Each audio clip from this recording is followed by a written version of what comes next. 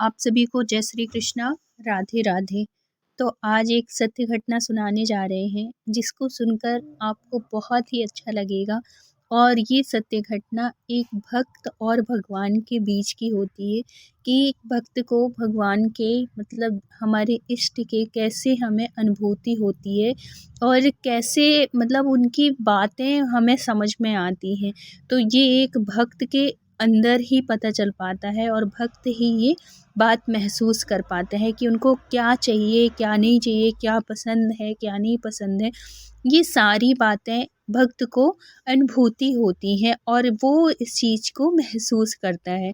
तो ये जो सत्य घटना है, ये फरीदाबाद से रचना जी ने शेयर की है। तो रचना जी और उनके लड्डू गोपाल का बहुत ही प्यारा रिश्ता है। वो अपने लड्डू गोपाल को एक एक सखा के रूप में मानती हैं, मित्र के रूप में मानती हैं और उनसे हर एक बात शेयर करती हैं, चाहे सुख हो, दुख हो, हर एक चीज़ उनकी और उनके लड्डू गोपाल की बहुत अच्छी बॉन्डिंग है।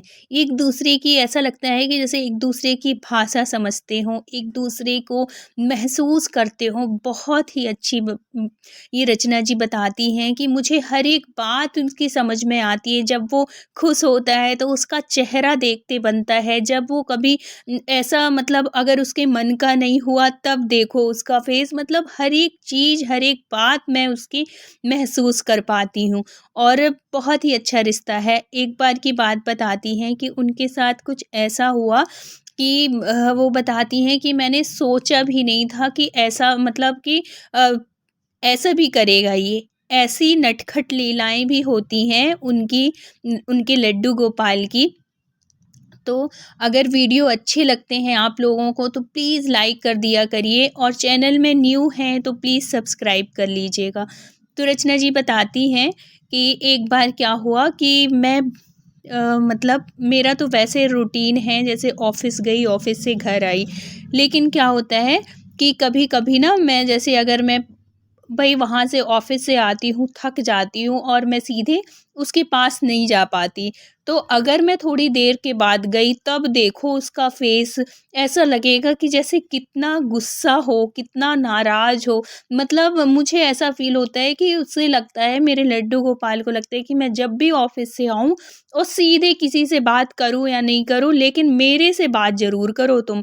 और ऐसे ही नहीं कि तुम ऑफ़िस से आके पहले सबसे बात करो, उसके बाद मेरे से बात करो। मतलब ये चीज़ मैं बहुत महसूस करती हूँ, इसलिए अब तो मेरा नियम है, ऑफ़िस से आऊँगी और सबसे पहले मैं अपने लड्डू गोपाल के पास जाती हूँ। उसके पास 5-10 मिनट बैठूँगी, उससे बातें करूँगी, पूरी ऑफ़िस की बात बताती हूँ, सब कुछ बताती हूँ। फिर कहीं जाके मैं अपने घर के मेंबर्स के पास बैठूँगी, उनसे बातें करूँगी।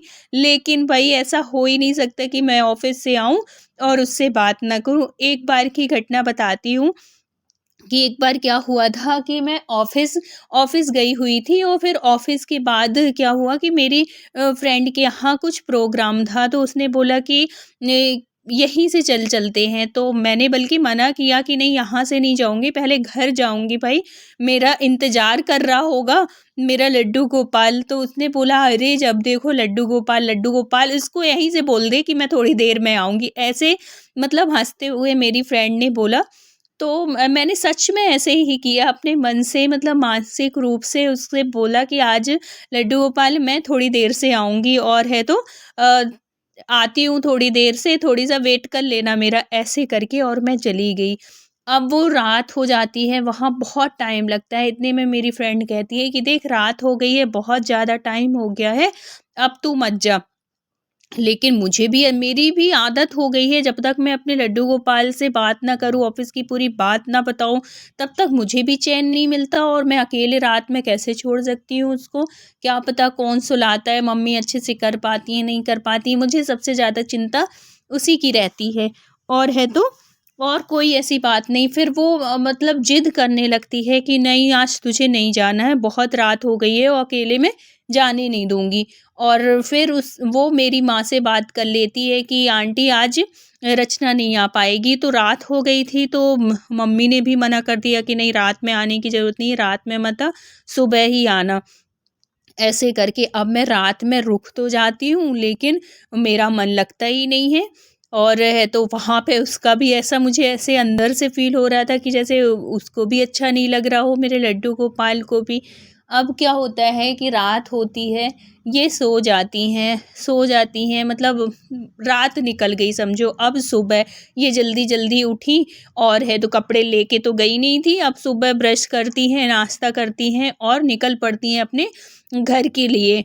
अब जब घर आती हैं तब रचना जी कहती हैं, तब तो पूछो मत, इतना गुस्सा भाई, इतना गुस्सा, इसकी गुस्सा तो मैंने पहली बार इतनी देखी थी। मतलब मैं घर आई, हाथ पैर धोई, सबसे पहले उसके पास गई, लेकिन ऐसा लग रहा था कि जैसे अपना मतलब मैं सामने ऐसे खड़ी हूँ, उससे बात कर रही हूँ, लेकिन मेरी नज़रों से नज़र ही नहीं मिला रहा था भई।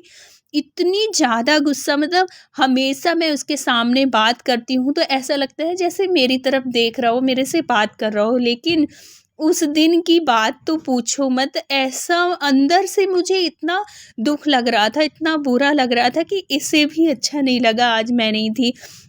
फिर थोड़ी देर बात करके और फिर मतलब अभी नहाई तो थी नहीं, तो दूर से ही उससे बातें की, सब कुछ बताई कि वहाँ क्या-क्या हुआ है, लेकिन नाराज़ तो था, मेरी नज़र से नज़र ही नहीं मिला रहा था।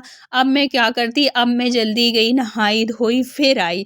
फिर मैं उसको गोदी में ली और गोदी में लेके जब आधा पौन घंटा उससे बात की, उससे माफ़ी माँगी, उससे बोली कि सॉरी गलती हो गई, मैं तेरे को छोड़ के गई थी और पूरी रात के लिए गई थी, इसके लिए सॉरी, माफ़ कर दे मुझे प्लीज़, प्लीज़ लड्डू गोपाल माफ़ कर दे, प्लीज़ माफ़ कर दे। ऐसे करके मैंने हज़ारों बार उससे माफ़ी माँगी, तब कहीं एक बार अब क्या होता है कि माफ़ी माँगने के बाद भी वो मेरे से बात करने को तैयार नहीं था। ये सब चीज़ ना अनुभूति एक भक्त को होती है, और अगर जो नहीं मानता उसको लगेगा कि ये सब मतलब नौटंकी है और ये है, वो है, ऐसे लड्डू गोपाल ऐसे थोड़ी होता है।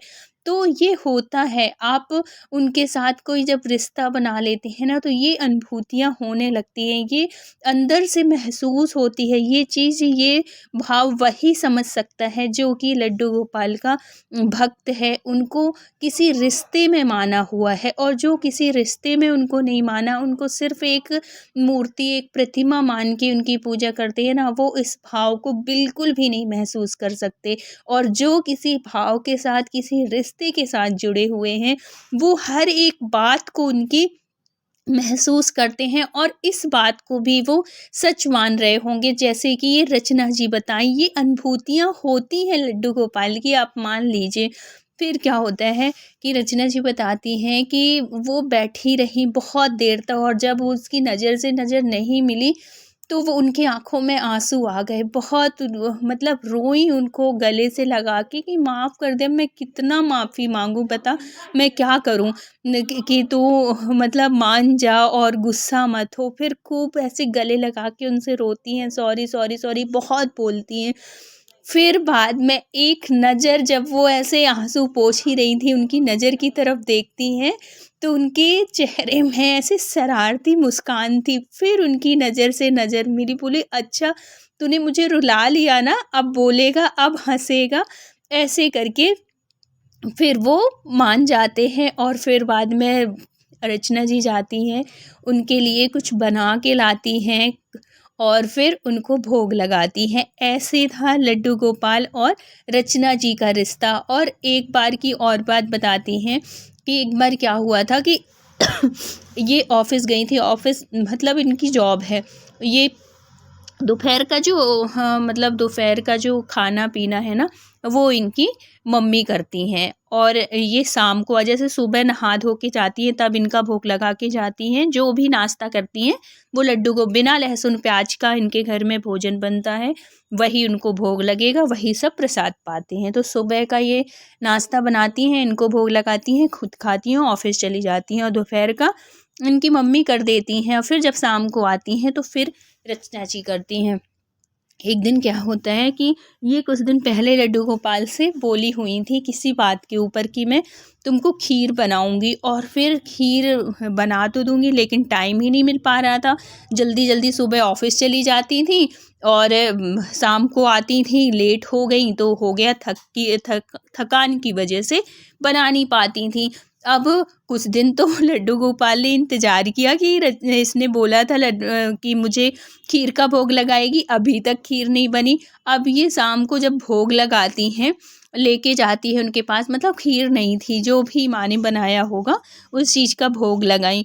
तो क्या होता है कि जैसे ही वो भोग के लिए कटोरी रखती हैं, कि कटोरी पता नहीं कैसे रचना जी कहती हैं क्या हुआ, हाथ लगा क्या हुआ, कि वो कटोरी जो थी, भोग वाली थाली जो थी, प्लेट जो भी रहा हो, वो गिर जाती है नीचे, मतलब उनके जहाँ पे रखी हुई थी वहाँ से नीचे गिर जाती है, भोग नहीं लगा पाती और गिर जाती हैं। अब उनको लगता है पता नहीं क्यों गिर गई, कोई नहीं, इस बार समझ ली कि चलो धक्का लगा होगा, कुछ हुआ। अब वो दोबारा लेके आती हैं भोग लगाने के लिए, अब वो भी भोग नहीं लग पाया। अब वो जैसे ही रखती हैं भोग लगाने के लिए, तुलसी दल डालती हैं उसमें, वैसे ही उनको उसमें बाल दिख जाता है।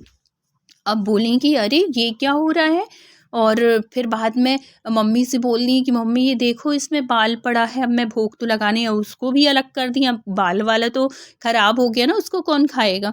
अब उसको भी अलग कर दी। अब तीसरी बार सोचती हैं कि हो सकता है इसको ये पसंद नहीं आ रहा है। अब वो कहती हैं कि भाई खाएगा क्या, क्या लगाऊं भोग, अब तो दोनों बार का गिरा दिया। तो वो सोचती हैं कि कुछ और लगा दूं, तो वो जल्दी से कुछ हलवा बनाती हैं और उसका भोग लगाने के लिए लेके आती हैं।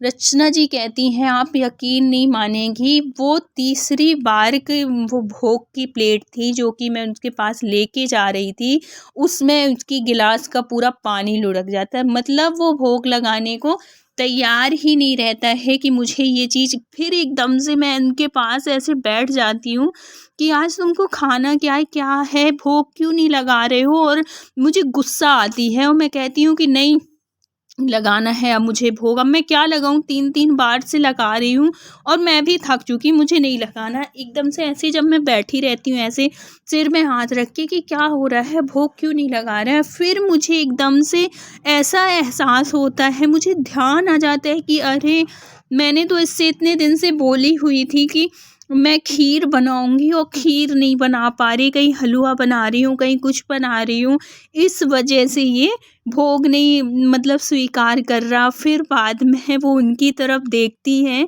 कि अच्छा तुमको खीर खाना था इसलिए नहीं लगवा रहे हो ये भोग, और है तो जाती हैं रचना जी और किचन में फिर थोड़ी सी ही बनाती हैं लड्डू गोपाल के लिए ही, और जल्दी से खीर बना के लाती हैं।